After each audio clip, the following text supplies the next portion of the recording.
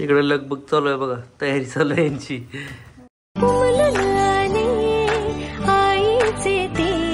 माझ्या डोहा जेवणाची तयारी करते असं पहिल्यांदाच असेल ना. आई ना किचन मध्ये चटण्या बनवतीये. विशेष म्हणजे इमली, चिंच, आवळा आणलेला आहे. सगळे चिंच स्वतःच खाणार.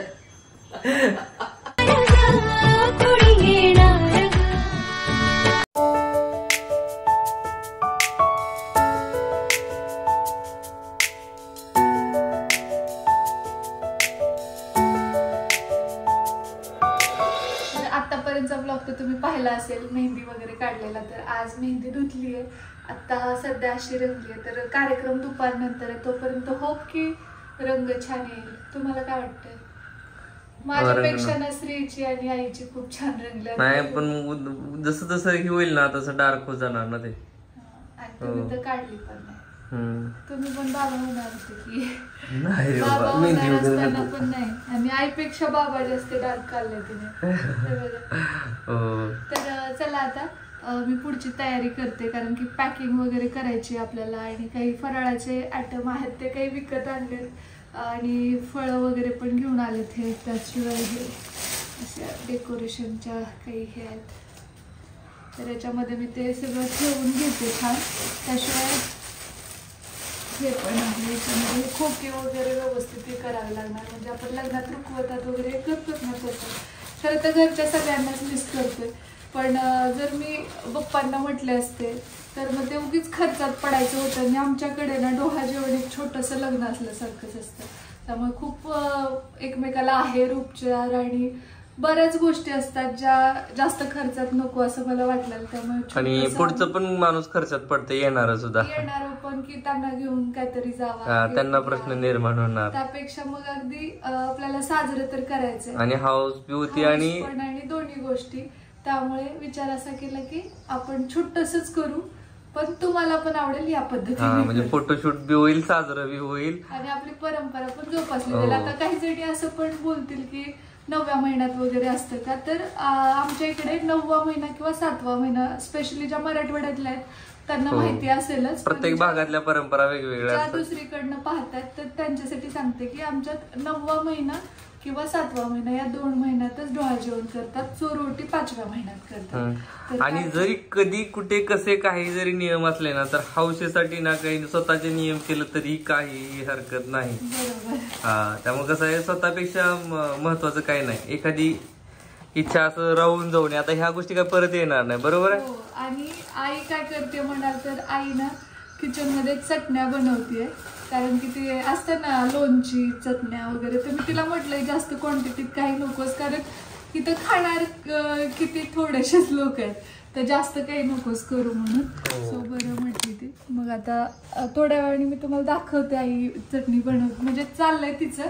तर एखादी तरी चटणीची रेसिपी जर जमलं तर शेअर करेल. ते डिंक लाडू वगैरे पण आणले. तर चला आता हे सगळं मी छान पैकी. मला ते लग्नासारखं वाटायला रुकवत वगैरे. त्याच्यात फळं ठेवू का? हो, छान वाटतंय ना कधी. रुकवतासाठी ज्या काही बुट्ट्या असतात तर त्याच्यामध्ये बऱ्यापैकी फळं, त्यानंतर आवळे, चिंचा, बोरं अशा ज्या गोष्टी शक्य होत आहेत, चॉकलेट, गोळ्या, ते सगळं इथं आणलेलं आहे. भलेही क्वांटिटी कमी आणलेली आहे, पण डोहा जेवणासाठी लागणाऱ्या बऱ्याचशा गोष्टी हे घेऊन आले. तयारी चालू आहे यांची.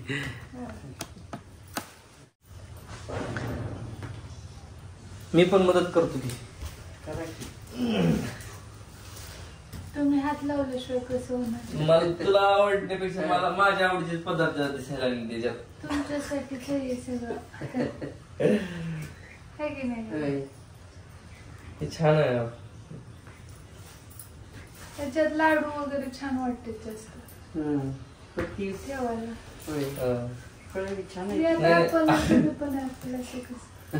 काही जणींना असं वाटेल की स्वतःची हौस करतात किंवा असं कुठे असतं का, तर एक डोहा जेवण असंही म्हणता येईल आपल्याला. कारण बघा, हौसेला मोल नसतं आणि कधी कधी ना स्वतःसाठी जगलं पाहिजे. आपल्याला जे वाटतंय तेही केलं पाहिजे. सो खंत मनात ठेवायची नाही, याआधीही मी बोलले, त्यामुळे ही गोष्ट तर करायचीच होती. शेंगदाणे भाजून घेतलेत मी कमी आचेवर, बारीक आचेवर खमंग शेंगदाणे भाजले. आता ही जी शेंगदाण्याची चटणी बनवणार आहे. आणि कशाला कुणाला आवडते? माझ्या वर्षाला जावायला पण आवडते. म्हणजे कसं ते मीच म्हटलं तिला थोडंच क्वांटिटीत बनव, कारण नाही तर सरायला पण पाहिजे आणि वातावरण पण व्यवस्थित नाही, त्यामुळे मग ते कमी क्वांटिटीतच पण अशी छान कुटून घेते ती. आणि इकडे माझी तयारी चालली आहे. फळं वगैरे पॅक झालेत आपले.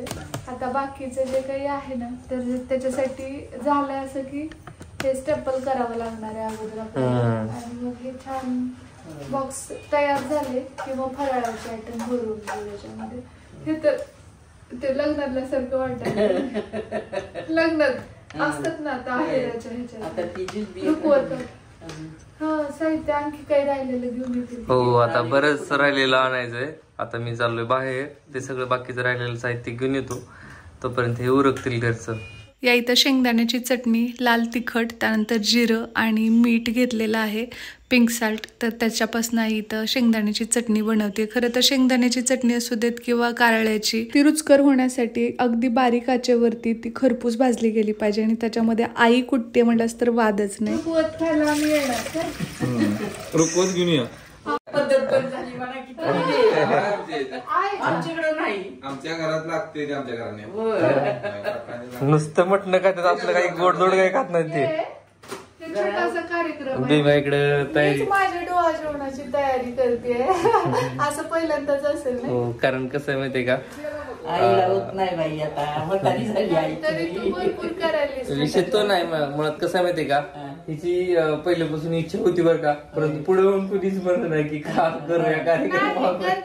कसं माहिती का, ह्या गोष्टी म्हणायच्या म्हणलं ना तर ते नाही. मराठवाड्यातलं डोहा जेवण खूप महागाचं डोहा जेवण आहे. त्यातल्या तर ज्या भागात मला दिलंय तिकडे डोहा जेवण म्हणजे अगदी सागर संगीत आणि छोटंसं लग्नच होऊन जाईल. तर ते कसं एकदम खर्चात पडण्यासारखंही आहे आणि मग सगळं कॅन्सलच होतं एक प्रकारे. परंतु हे सगळं जे आहे ना अगदी छोट्या कमी क्वांटिटीत आणलेलं आहे.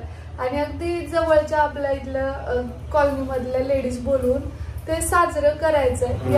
आता मान जो आहे ना तो करायचा आपल्याला. आणि पहिल्या वेळेस आता जे कोणी नवीन आहेत त्यांच्यासाठी सांगते, माझं पहिल्या वेळेस स्त्रीच्या वेळी डोहा जेवण झालेलं नव्हतं. आणि आता जर तुम्हाला आवाज येत असेल कुटायला तर तो आहे चटण्या वगैरे आई वेगवेगळ्या बनवते. तर मी तिला म्हणलं होतं की राहू दे आपण विकत आणू वगैरे, पण ते आईचं म्हणत कशी चटणी टेस्टी लागती तशी विकत्रीची लागत नाही बघ तू. आणि ते हात सुजेपर्यंत आता मी तिला मिक्सरला फिरवते जास्त बरोबर. तर अशा कुटलेली की जशी चांगली लागती तशी मिक्सरची नाही लागत बरोबर. आणि त्यामुळे मग आता हे जे डोहा जेवण आहे तर ते अगदी म्हणजे चोरोटी भरल्यासारखं छोटसच करतोय आम्ही, जास्त काही मोठं नाही.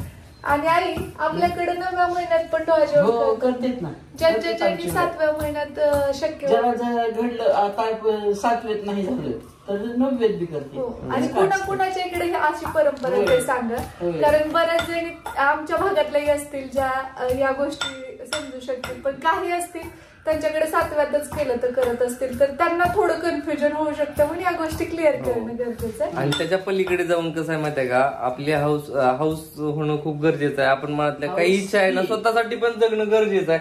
त्यामुळे कधी काय केलं नाही हे मॅटर करत नाही. सांगतो काही गोष्टी आहे ना स्वतःसाठी कराव्या. वाटत आहे की एकदा ताई तू कर. होय हट्ट लय हट्ट पुरवायसाठी सुद्धा करायली. माझाही हट्ट पूर्ण होते तुमच्या, माझी हौस पूर्ण होते आणि तुमच्यामुळेच ती होते खरं तर. कारण ज्या गोष्टी म्हणजे आता माझ्याकडे काही जी ज्वेलरी आहे शिवाय आली आहे कोलॅबसाठी किंवा जे ब्लाऊज खूप छान आहे बरं का ती ज्वेलरी डोहा जेवणाची. मला तर पहिला अगोदर तेवढं काही कल्पना नव्हती, पण बघितली ज्यावेळेस लास्ट टाइम ना खूप आवडली मला. मग ते पण त्याची पण हाऊस होती, प्लस काय म्हणतात त्याला ते ब्लाऊज तर खूप जबरदस्त आहे. काही साहित्य राहिले तर मी ते घ्यायला जातोय. आणि रात्र थोडी सोंगे पारा झाले आहे ना, किती केलं तर अशा बघावे काही ना काही विसरत असते. मी घेतली हिनं, मला वाटतंय 3 वाजेपर्यंत जागी होती, झोप पण लागत नव्हती. तर चला मी आता जाऊन बाहेर आहे ना राहिलेलं सगळं साहित्य आहे ना, विशेष म्हणजे इमली, चिंच, आवळा आणलेला आहे.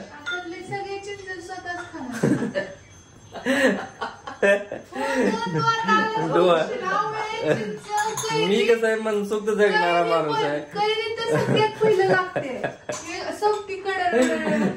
त्यात काय आवडलं खाऊन टाकायचं. तर चला आता खूप राडा असणार आहे आज चालू. मी जाऊन बाहेर आहे ना बाकीचं राहिलेलं फुलं वगैरे बरंच आहे राहिलेलं आहे, कारण काल आणलं असतं तर ते सुकले असते, त्यामुळं आज घेऊन येणार आहे. तर फ्लोरल ज्वेलरी जी आहे ती या इथं अशा पद्धतीने मी मांडली आहे, पाहू शकताय. खूप सुंदर आहे आणि मला त्यांनी अगदी मी जशी सांगितली तशा पद्धतीने बनवून दिलेली आहे. जर तुम्ही सुद्धा डोहा जेवणाचा कार्यक्रम वगैरे काही करणार असाल आणि अशा पद्धतीची फुलांची ज्वेलरी हवी असेल किंवा मग हळदीच्या समारंभासाठी सुद्धा ते छान फ्लोरल ज्वेलरी बनवून देतात. MD ज्वेल्स म्हणून आहेत. त्यांच्या इन्स्टा पेजची लिंक मी डिस्क्रिप्शन बॉक्समध्ये देईनच. त्यांनी साडी कोणती आहे त्याचा फोटो मागवला होता, त्यानुसार मग मला जशी हवी आहे तशा पद्धतीने बनवून दिली आहे. डोहा जेवणामध्ये जे ब्लाऊज मी वेअर करणार आहे तर ते हे आहे. हे ॲक्च्युली फॅब्रिक पेंटिंग बाय तनू असं इन्स्टा पेज आहे. त्यांनी स्वतःच्या हाताने पेंट करून बालकृष्ण आणि यशोदेचं दिलेलं आहे आणि नेहमीपेक्षा थोडंसं काहीतरी वेगळं अशा पद्धतीचं आहे.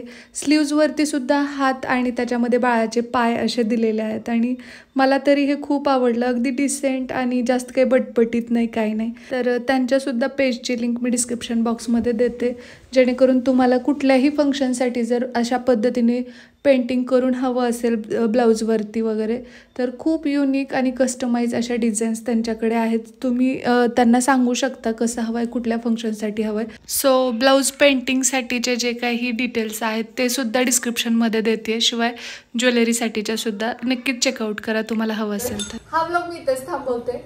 यानंतर जो अपकमिंग ब्लॉग येणार आहे तो पाहायला अजिबात विसरू नका, ज्याच्यामध्ये ऍक्च्युली सेलिब्रेशन असेल, डेकोरेशन, काही ज्या गोष्टी छोट्या मोठ्या असतील, मेकअप, सगळ्या गोष्टी तुम्हाला पाहायला मिळतील. सो तो पण ब्लॉग पहा. आता मी इथेच थांबते. चला भेटूया आपण लवकरच उद्याच्याच नवीन ब्लॉग सोबत. तोपर्यंत जय हिंद, जय महाराष्ट्र, जय जिजाऊ, जय शिवराय.